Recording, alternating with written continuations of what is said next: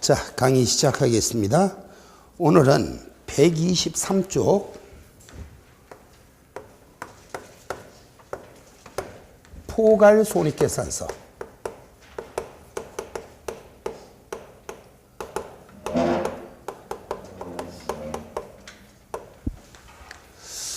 자, 우리가 앞에서 설명을 드릴 때 회계상의 수익과 비용은 크게 두 가지로 구분이 된다.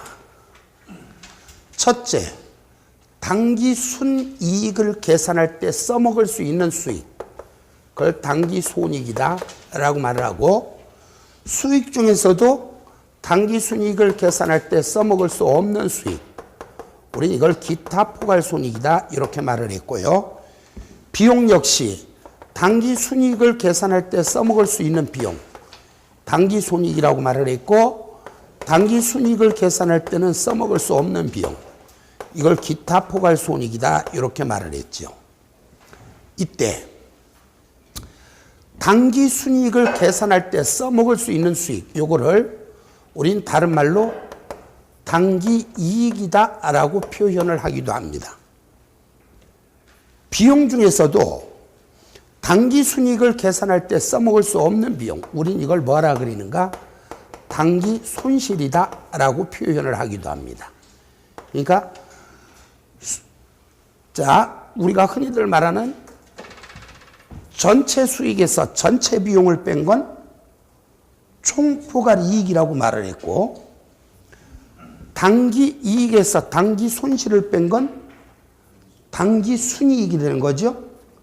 바로 이 당기 순이익에다가 기타 포괄 손익을 가감시키면 총포괄 이익이 되는데, 원래 책에는 이 내용이 안 나와 있습니다만은 기업에서 이제 포괄 손익계산서를 작성하는 방법은 원래 두 가지 방법이 있어요. 그 중에 한 가지 방법이 어떻게 작성을 하냐 이렇게 해요. 제일 처음에 당기 순이익을 계산할 때 써먹을 수 있는 수익인 당기 이익을 쓰고, 당기 이익을 쓰고, 여기서 뭘 빼는가? 바로 얘를 빼지요. 당기 손실을. 빼면 뭐가 나오는가? 당기순 손익이 나오고, 물론 얘네 두 개 비교해서 얘가 더 크면 당기순 이익, 그죠? 얘가 더 크면 당기순 손실이 되는 거죠. 어쨌든 당기순 손익이 나오고, 바로 이 당기순 손익에다가 기타 포괄 손익을 가감시키면 얘가 바로 뭐냐? 총포괄 손익이 되는 거지요. 수익이 더 크면 이익이고, 비용이 더 크면 손실이고. 자, 포괄 손익계산서는 이렇게 작성하는 경우가 있고요. 또는 어떻게 작성하는 경우가 있는가? 먼저 당기 손익계산에 포함되는 수익인 당기 이익을 쓰고, 여기다가 당기 손익계산에 포함되는 비용인 당기 손실을 써서 일단 당기순 손익을 구해요. 당기순 손익을. 그래서 일단 마감줄을 거. 그래서 이제 한 개의 보고서를 마무리를 짓고, 바로 그 뒤에 출발 자체를 당기순 손익에서 출발을 합니다. 당기순 손익에서 출발을 해서 여기다가 기타 포괄 손익을 가감시켜서 총 포괄 손익을 계산하는데, 결론은 뭔 얘기냐? 보고서를, 바꿔 말하면 재무제표를 이렇게 한 가지만 작성하는 경우가 있고, 이렇게 두 개로 따로 구분을 해서 작성을 하는 경우가 있습니다. 이때 우리는 바로 이것을 부를 때 뭐라고 말을 하는가? 단일 포괄 손익계산서다. 그냥 포괄손익계산서라고도 말을 하기도 하고요.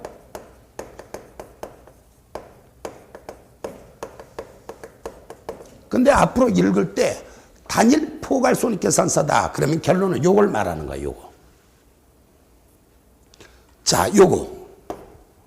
보고서를 2개를 작성을 했죠. 우리 이걸 뭐라 하니까 2개의 보고서다.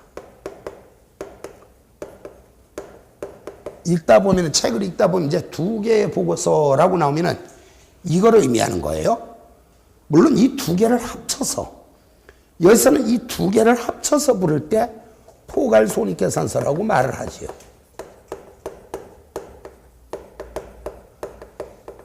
결론은 포괄손익계산서를 작성하는 방법은 단일의 포괄손익계산서로 작성하는 경우가 있고 2개의 보고서로 작성을 하는 경우가 있는데, 바로 보고서를 이렇게 2개 작성했을 때 바로 이거 당기순 손익만을 계산하는 보고서, 우린 이걸 뭐라 그러는가? 별개의 손익계산서다 라고 말을 하기도 하고, 또는 그냥 손익계산서다 이렇게 말을 하기도 합니다. 뭔 얘기냐면은 기타 포괄손익을 표시하지 않은 보고서, 기타 포괄손익을 표시하지 않은 보고서를 별개의 손익계산서다 또는 손익계산서다 이렇게 말하고요. 바로 여기는 포괄손익계산서 중에서도 당기손익이 표시되지 않았지요. 얘들을 안 적었다고요. 그래서 우린 이걸 뭐라 그리는가? 포괄손익을 표시하는 보고서다 라고 말을 하기도 하고, 포괄손익계산서만을 표시하는 보고서다 라고 해서 포괄손익계산서를 작성하는 방법은 이렇게 2가지 방법이 있어요. 자, 그러면 시험에는 이제 얘가 나오는 게 아니라 지금부터 설명드릴 문단을 이해를 시켜드리기 위해서 제가 이걸 먼저 필기를 한 겁니다.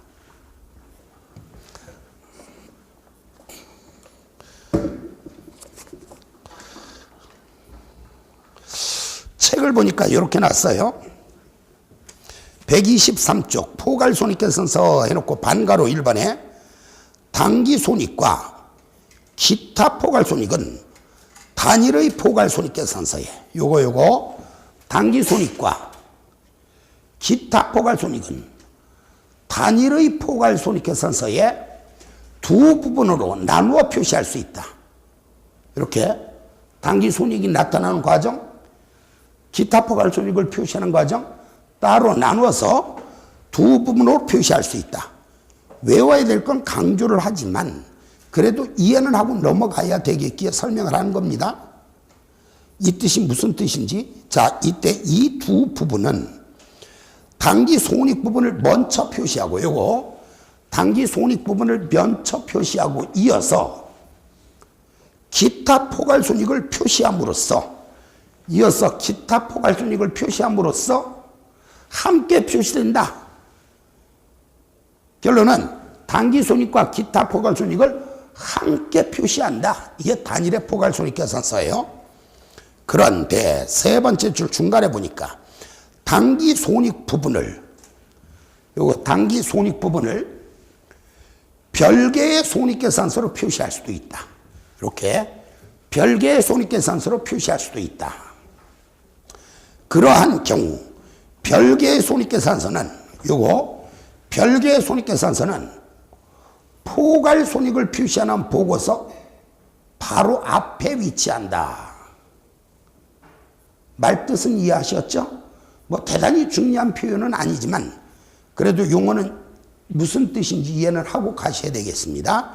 자, 이때 반가로 2번에 보니까 포괄손익계산서에는 당기손익 부분과 기타 포괄손익 부분에 추가하여, 요거 포괄손익계산서에는 얘도 마찬가지입니다만 포괄손익계산서에는 당기 손익 부분과 기타 포괄 손익 부분에 추가하여. 요거 당기 손익 부분과 기타 포괄 손익 부분에 추가하여. 당기 손익 부분과 기타 포괄 손익 부분에 추가하여. 뭐라고 나왔는가? 다음을 표시한다. 그 다음을 먼저 보니까 1. 당기 순손익. 요거 별도로 당기 순손익을 별도로 표시하고, 그 다음에 총 기타 포괄 손익. 총 기타 포괄 손익. 요 이게 뭔 얘기냐? 기타 포괄 손익을 다 쓴 다음에 요 합계도 별도로 표시를 해주란 얘기예요. 총 기타 포괄 손익. 당기 손익과 기타 포괄 손익을 합한 당기 포괄 손익. 요거 당기 손익과 기타 포괄 손익을 합한 당기 포괄 손익을 별도로 표시해라. 이래 놓고 두 번째 줄, 2번의 두 번째 줄 보니까 이때 별개의 손익계산서를 표시하는 경우, 요걸 말하는 거죠. 별개의 손익계산서를 표시하는 경우 포괄 손익을 표시하는 보고서에는 요거 포괄 손익을 표시하는 보고서에는 당기 손익 부분을 표시하지 않는다. 뭔 얘기예요? 포괄 손익을 표시하는 보고서에는 요거를 따로 표시하지 않는다는 얘기죠. 자, 이때 당기 손익 부분과 기타 포괄 손익 부분에 추가하여 반가로 3번을 읽고 있습니다. 당기 손익 부분과 기타 포괄 손익 부분에 추가하여 다음을 당기 손익과 당기 기타 포괄 손익의 배분 항목으로 표시한다. 이렇게 나와 있고요. 그 중에 1번 보니까 비지배 지분과 지배기업의 소유주에 기속되는 당기 순손익. 비지배 지분과 지배기업의 소유주에 기속되는 당기 순손익. 뒤로 넘어가니까 비지배 지분과 지배기업의 소유주에게 기속되는 당기 포괄 손익을 별도로 따로 배분을 해서 표시하라. 여기서 비지배 지분과 지배기업이라는 말은 이해가시죠? 이렇게 설명을 하잖아요. 저를 잠깐 볼까요? 자, 우리 회사가 어떤 회사의 주식을 샀어요. 주식을 사는데 많이 산 거야. 많이. 오해하지 마세요. 제가 엄청 많이 샀다라고 말을 하지 않고 그냥 많이 샀다라고 말을 했어. 통상적으로 20% 이상을 보유하는 경우인데, 물론 20% 미만을 보유하는 경우에도 이걸 유의적인 영향력이라는 표현을 썼죠. 유의적인 영향력을 행사할 수 있는 경우가 있기는 하지만 일반적으로는 20% 이상을 보유하고 있을 때. 뭔 얘기냐? 자, 우리가 회사예요. 주식회사야.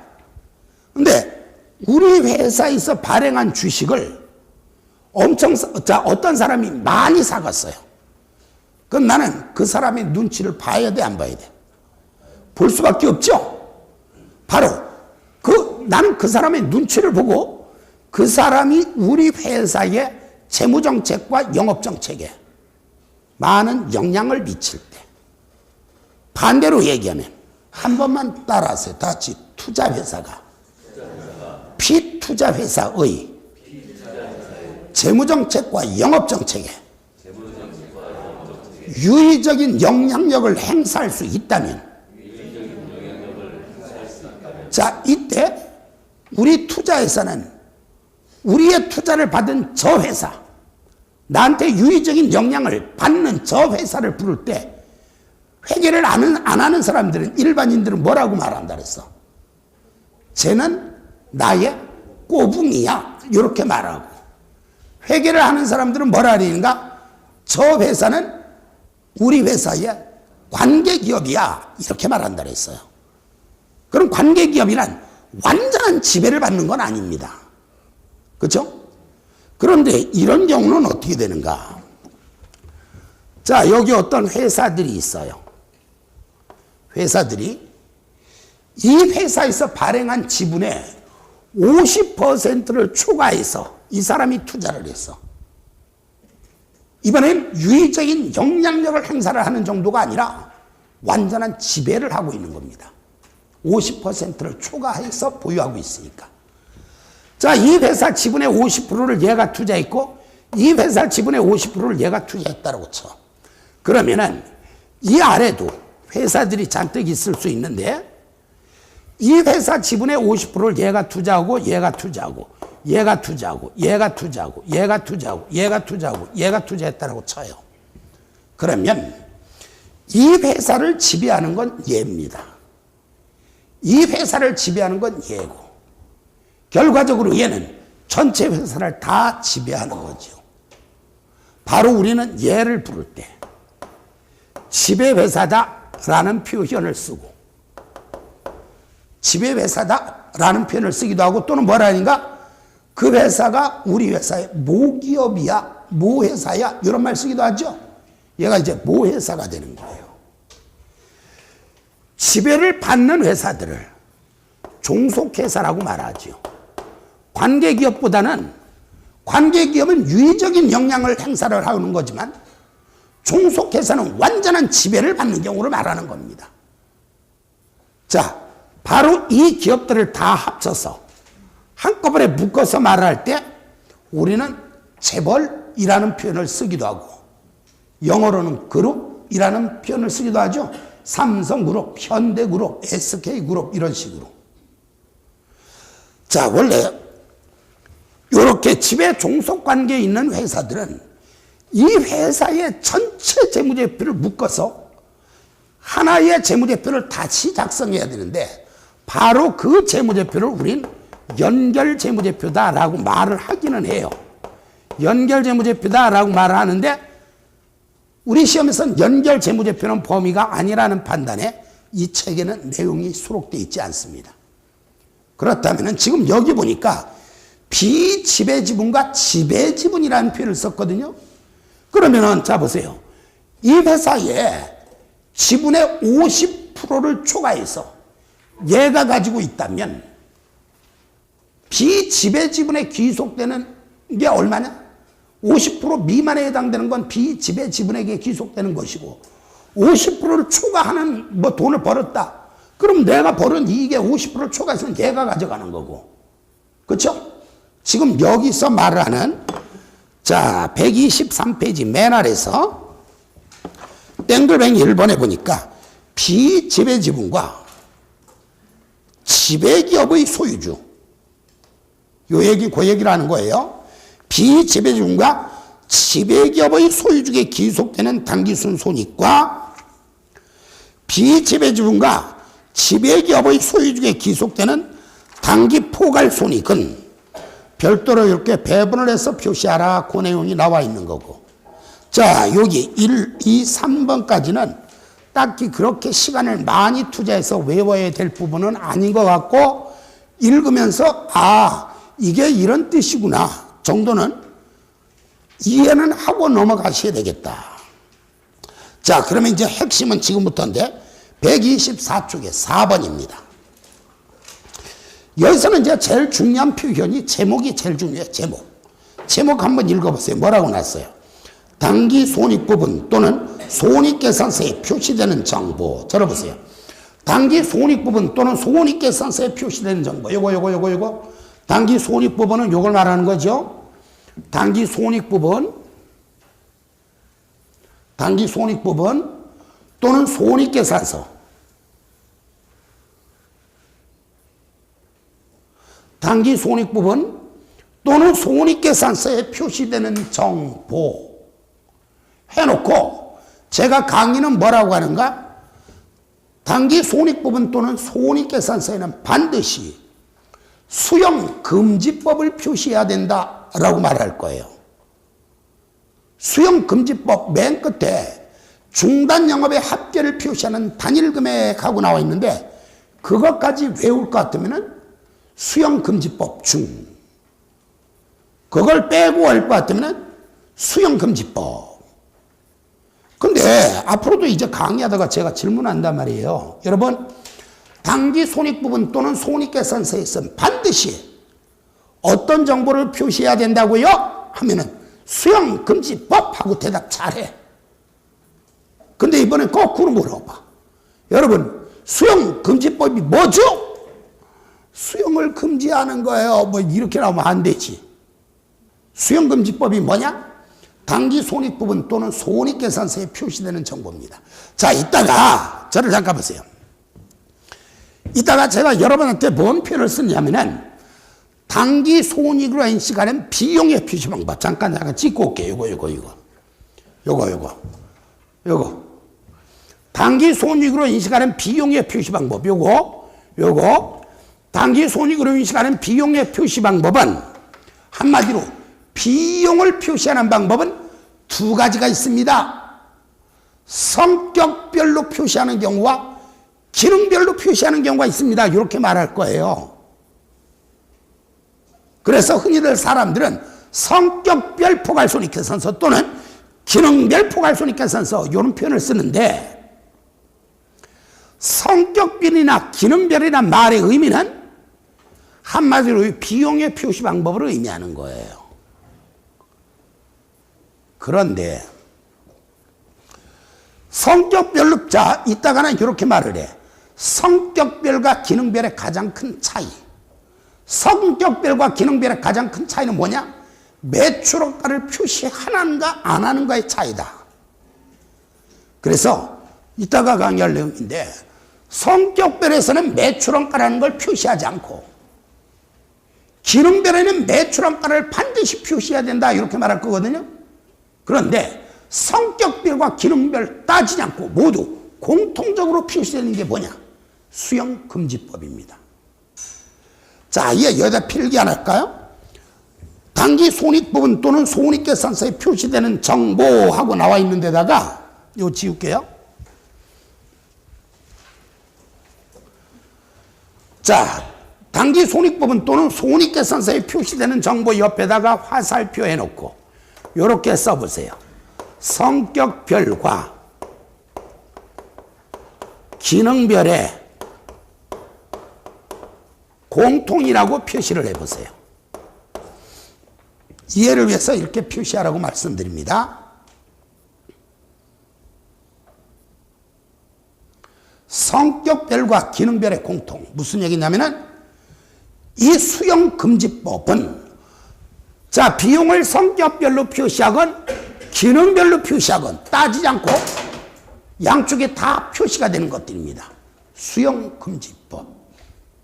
이때 1번에 수하고 나는데 수가 뭐예요? 수익이죠. 수익 옆에다가 화살표 해놓고 이렇게 쓰세요. 매출액을 의미.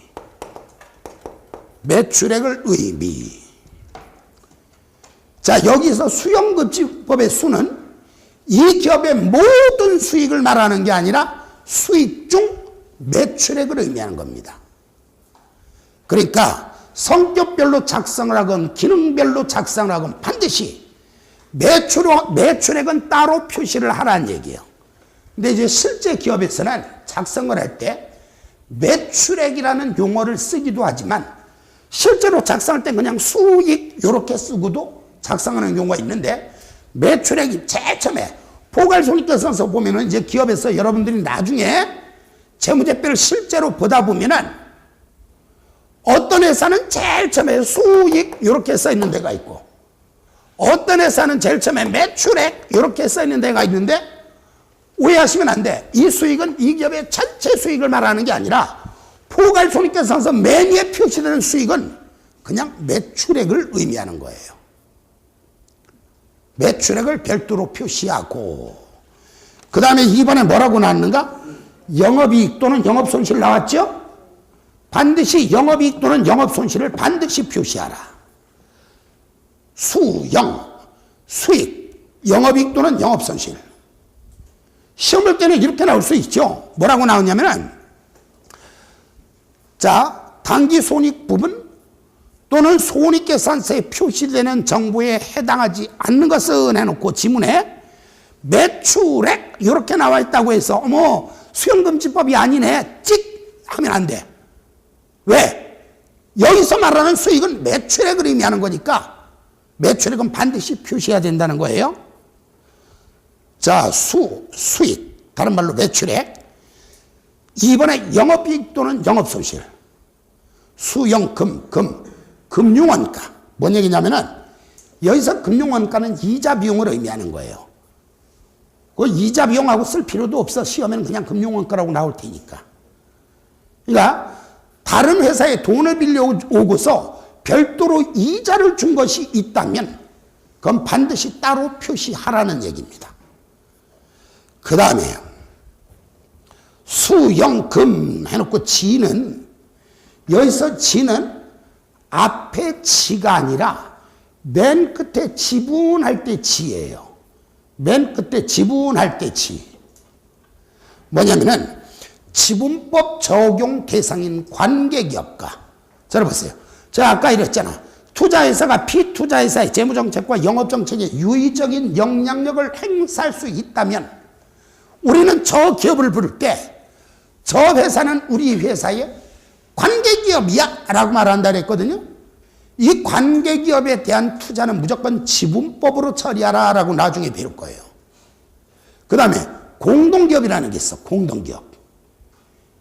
이게 한 3년 전까지는 조인트 벤처라고 나왔었는데 지금 이제 공동기업으로 바뀐 지 벌써 2년이 지났네요. 공동기업 또는 조인트 벤처는 뭘 말하는가? 여러 기업에서 공동으로 지분 투자를 해서 설립하는 회사를 공동기업이라고 말하는 거예요. 그래서 나중에 이렇게 말해. 한 번만 연습만 한번 해봅시다. 따라서 대충 관계기업과 공동기업에 대한 투자는 지분법으로 처리한다. 다시 한번 관계기업과 공동기업에 대한 투자는 지분법으로 처리한다. 그러면은 자, 지분법이란 말의 의미는 지금은 됐고요. 그러면은 우리의 관계기업 또는 우리의 공동기업에서 당기순이익이 얼마가 생겼다. 당기순이익이 예를 들어 100만 원이 생겼다. 그 100만 원 내가 다 뺏어올 수 있나요? 얼마만 찾아올 수 있어? 내가 투자한 지분만큼만 찾아올 수 있죠. 그걸 별도로 포괄손익계산서에는 당기손익부분 또는 손익계산서에는 반드시 그걸 별도로 따로 표시하라는 얘기입니다. 수용금지법에 지는 지분이야.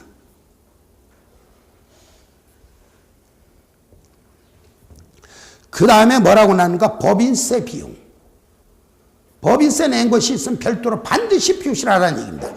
세상 무슨 한이 있어도 수용금지법은 쓰고 죽어야 돼. 당기손익부분 또는 손익계산 이거 당기손익부분이나 손익계산서에는 다른 거 몰라도 죽는 한이 있어도 수용금지법 이거는 쓰고 죽어야 돼. 그 다음에 중단 영업의 합계를 표시하는 단일금액하고 나왔는데 그냥 읽어도 좋고 안 읽어도 좋아.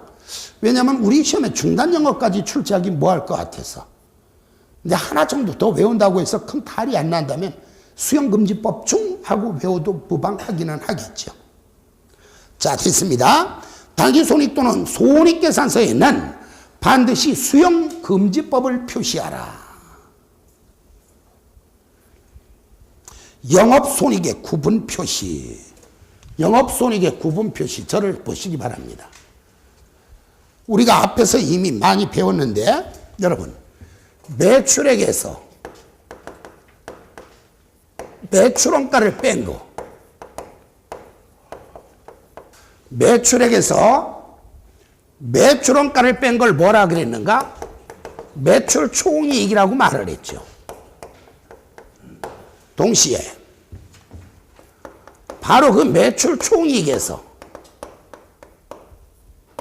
판매비와 관리비를 뺀 거.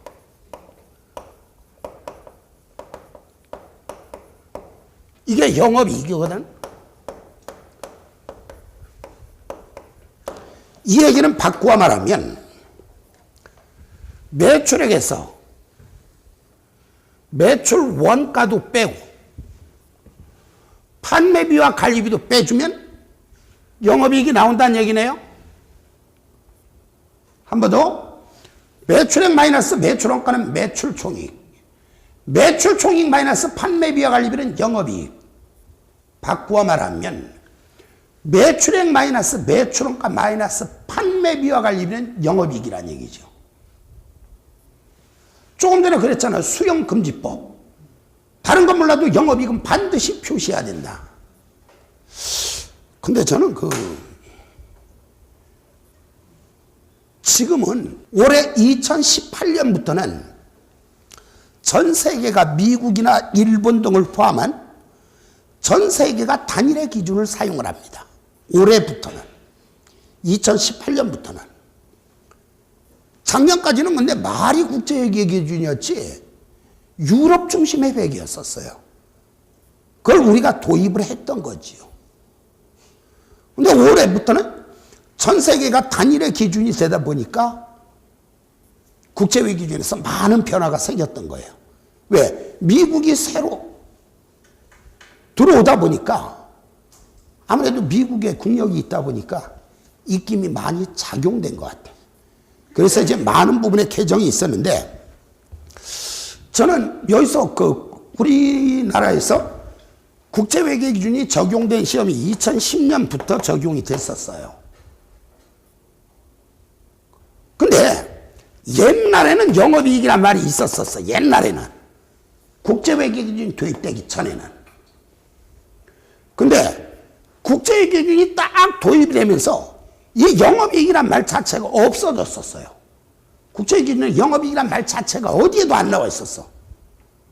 근데 그 전에는 생전 안 그러더니 2010년부터 3개월에 한 번씩 꼭 나오는 뉴스가 있었어요.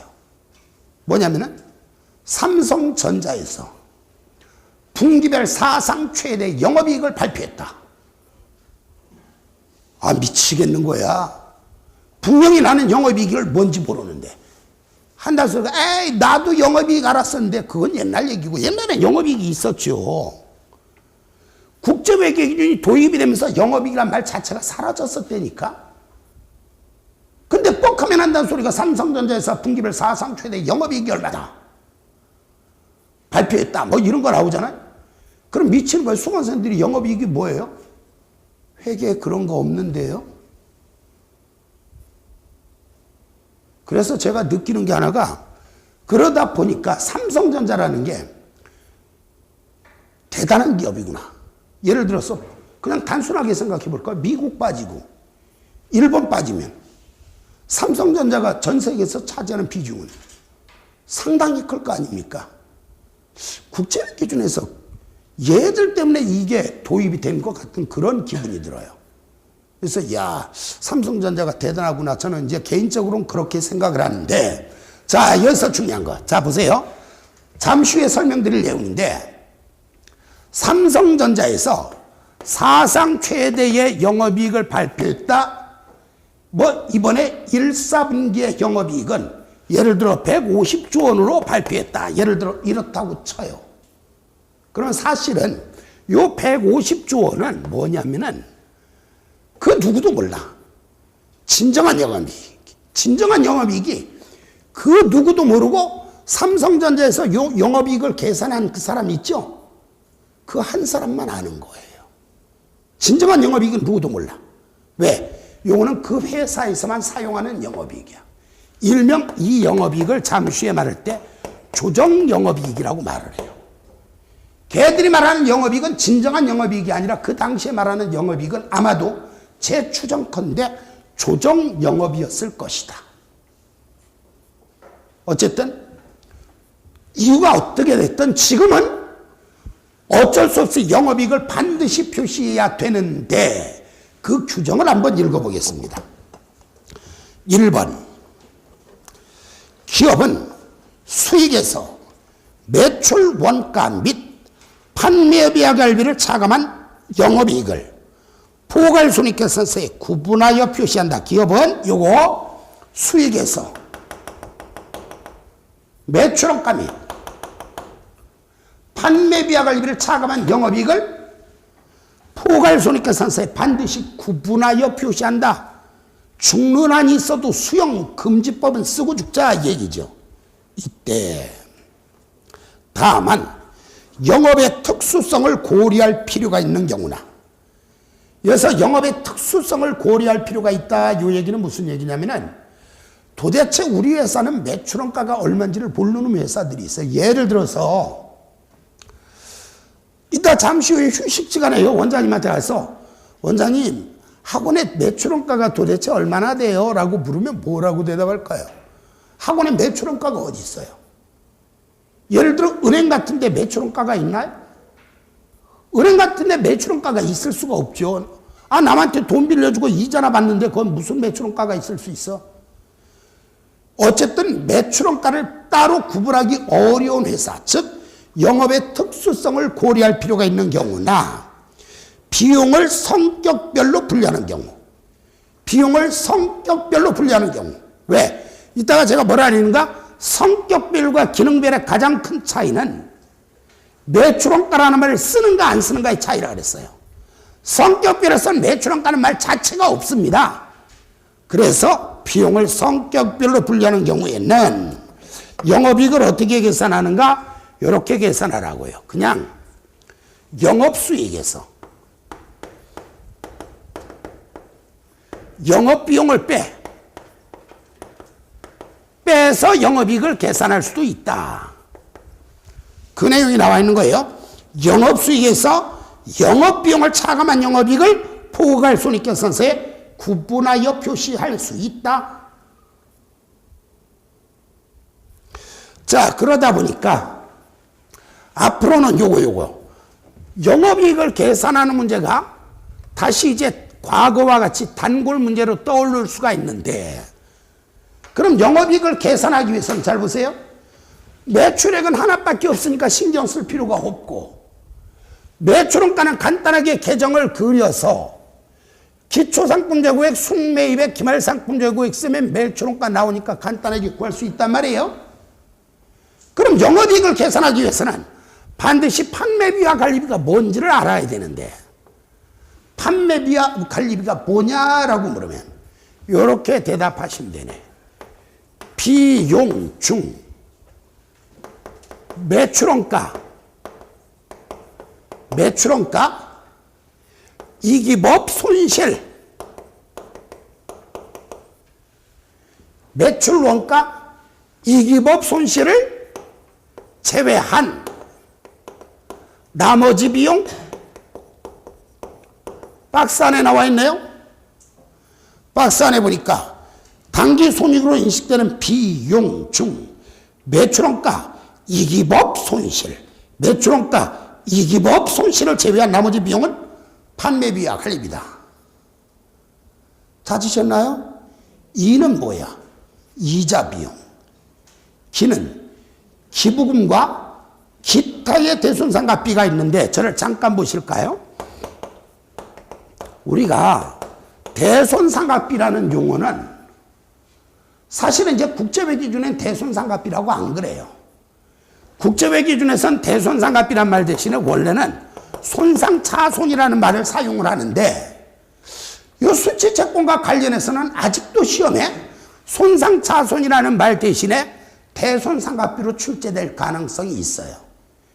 시험에는 이렇게 나올 수도 있고 이렇게 나올 수도 있어요. 근데 만약에 매출채권에 대한 손상차손은 얼마다 이렇게 나오잖아요. 그건 대손상가비를 의미하는 거예요. 대손. 남한테 원래 대손이라는 말의 유래는 대여금 및 수취채권이 손상되었다는 얘기예요. 대여금 및 수취채권이 손상되여금 및 대여금 및 수취채권이 손상이 되었다는 얘기는 한마디로 떼먹혔다는 얘기죠. 이때 매출채권이 대손되면, 외상매출금이나 받은 같은 매출채권이 대손되면 그냥 대손상가비라고 말하는 것이고, 매출채권을 제외한, 예를 들어서 대여금이나 미수금 같은 걸 떼먹혔을 땐 원칙적으로 그냥 대손상가비가 아니라 기타의 대손상가비라고 하는 거예요. 기타의 대손상가비. 한 번 더. 매출채권을 떼먹히면 대손상가비, 매출채권을 제외한 다른 거를 떼먹혔을 땐 기타의 대손상가비. 시험 볼 땐 그냥 아예 이렇게 나올 수도 있고요. 계산 문제에서 대손상가비 얼마 해놓고 단서에 대손상가비는 대여금으로 인해서 발생한 것이다 라고 나와 있으면 말이 대손상가비지 이건 실제로 기타의 대손상가비를 의미한다는 것. 한마디 더, 매출채권을 떼먹히면 대손상가비, 다른 것을 떼먹히면 기타의 대손상가비. 따라서 실제 시험의 계산 문제에서 대손상가비 얼마 하고 나와 있는데 단서에 뭐라고 나오는가? 대손상가비는 대여금으로 인해서 발생한 것이다. 또는 미수금으로 인해서 발생한 것이다. 이렇게 놨을 땐 말이 대손상가비지 실제는 기타의 대손상가비를 의미한다는 것 참고하시고요. 법인세 비용. 말 끝에 손실로 끝나는 모든 것. 다만 이 대손상가비 대신에 손상차손하고 났을 때 손이나 손실로 끝나는 건 원래는 판매비와 관리비가 아닌데 매출채권을 떼먹힘으로 해서 나오는 손상차손은 판매비와 관리비가 될 겁니다. 뭔 얘기인지 모르겠다고요? 됐어요. 그럼 이기법 손실을 제외한 나머지 모든 비용이 판매비와 관리비다. 그렇게 기억하시고, 자 어쨌든 땡글뱅이 1번 읽었고요. 땡글뱅이 2번 볼게요. 영업이익 산출에 포함된 주요 항목과 그 금액을 포괄손익계산서 본문에 표시하거나 주석으로 공시한다. 영업이익 산출에 포함된 주요 항목과 그 금액은 포괄손익계산서 본문에 표시하거나 주석으로 공시한다. 이렇게 나와 있는데 제가 어떻게 바꿨나 보세요. 다음 설명 중 옳은 것은 옳지 않은 것은 이렇게 나올 때 이 말 맞나 틀리나 보세요. 영업이익 산출에 포함된 주요 항목과 그 금액은 주석으로 공시한다. 맞는 말 틀리는 말? 틀렸어요. 제가 뭐라 했어? 포괄손익계산서 본문에 표시하거나 주석으로 공시한다 그랬죠? 근데 조금 전에 읽을 때는 주석으로 공시한다 이렇게만 읽었잖아. 주석으로 공시해야 되는 것처럼 말을 했으면 그건 틀렸어요. 포괄손익계산서 본문에 표시해도 되고 주석으로 공시해도 됩니다. 시험 볼 때 그렇게 말장난 노는 경우가 있더라고요. 또 잠시 후에 조정영업이익이라는 표현을 쓸 거예요. 조정영업이익 등의 명칭을 사용해요. 뭐라고 하는가? 주석으로 공시할 수 있으며 이렇게 했는데 이걸 갖다가 미친 척하고 조정영업이익 등의 명칭을 사용하여 포괄손익계산서 본문에 표시하거나 주석으로 공시한다 이렇게 하면 그건 사기라는 거예요. 다시 한번 핵심, 영업이익 산출에 포함된 주요 항목과 그 금액은 포괄손익계산서 본문에 표시하거나 주석으로 공시한다. 다음 3번, 영업손익에 포함되지 않은 영업이익 또는 영업손실에 포함되지 않은 항목 중 기업의 영업성과를 반영하는 그 밖의 수익 또는 비용 항목이 있다면 기업의 영업성과를 반영하는 그 밖의 수익 또는 비용 항목이 있다면 기업의 영업성과를 반영하는 그 밖의 수익 또는 비용 항목이 있다면 이러한 항목을 추가하여 조정영업이익 등의 명칭을 사용하여 주석으로 공시할 수 있으며 이 경우에는 주석에다가 다음 내용을 포함한다. 첫째, 추가한 주요 항목과 그 금액. 그리고 둘째, 이러한 조정영업이익 등은 해당 기업이 자체 분류한 영업이익이란 사실. 조정영업이익 등은 해당 기업이 자체 분류한 영업이익이란 사실. 뭔 얘기냐면 요거 제가 아까 말을 했죠. 삼성전자에서 말을 하는 영업이익, 그때 말을 하는 영업이익은 그때 영업이익이란 말이 없었는데 계속 지들은 영업이익 얼마다 영업이익이 얼마다 발표했죠. 그 회사에서만 쓰는 표현이에요. 해당 기업이 자체 분류한 영업이익이란 사실. 그러면 상식적으로 생각, 우리 시험에 조정 영업이익을 계산하는 문제는 출제될 수 있어요, 없어요? 없죠. 그건 그 회사에서만 쓰는 거니까 누구도 몰라. 그렇죠? 영업이익을 계산하는 문제는 단골 문제가 되겠지만.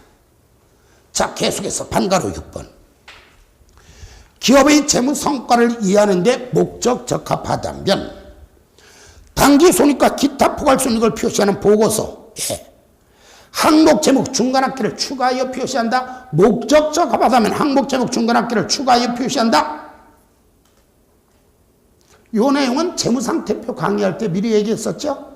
포괄손익계산서에도 똑같은 지문이 나올 것이다. 7번. 수익과 비용의 어느 항목도 당기손익과 기타 포괄손익을 표시하는 보고서 또는 주석에 특별손익 항목으로 표시할 수 없다. 특별손익 항목으로 표시할 수 없다. 무슨 얘기냐면 수익과 비용의 경우는 특별 대우를 받아야 할 만한 수익이나 비용은 없다는 겁니다. 어떤 경우든 회계에서는 특별손익이란 말은 절대로 써서는 안 돼. 특별손익 절대로 써서는 안 되는 용어예요. 근데 뭐 이게 대단한 문제라고 엄청 단골 문제야. 말장난 여서 엄청 많이 놀아. 뭐라고 나누는가? 포괄손익계산서 본문에는 특별손익을 표시할 수 없지만 뭐 신뢰성 있고 더욱 목적 적합한 정보를 제공할 수 있다면 주석으로는 표시할 수 있다. 그러면 아하 그럴 수도 있겠네. 아닙니다. 회계에서는 어떤 경우도 특별손익이란 말은 써서는 안 된다. 다음 8번. 한 기간에 인식되는 모든 수익과 비용 항목은 한국채택국제회 기준에서 달리 정하지 않는 한 당기손익으로 인식한다. 이 얘기는 무슨 얘기냐? 앞으로 강의할 때 여러분 이거 수익이에요? 비용이에요? 이런 말 하면은 굳이 암기한 5개 있었죠? 기타 포괄손익 암기한 거 5개. 5개를 제외한 나머지는 모두 수익, 다 당기손익으로 처리하라는 얘기예요. 뭐 당연한 얘기니까 신경 쓸 필요 없고. 9번.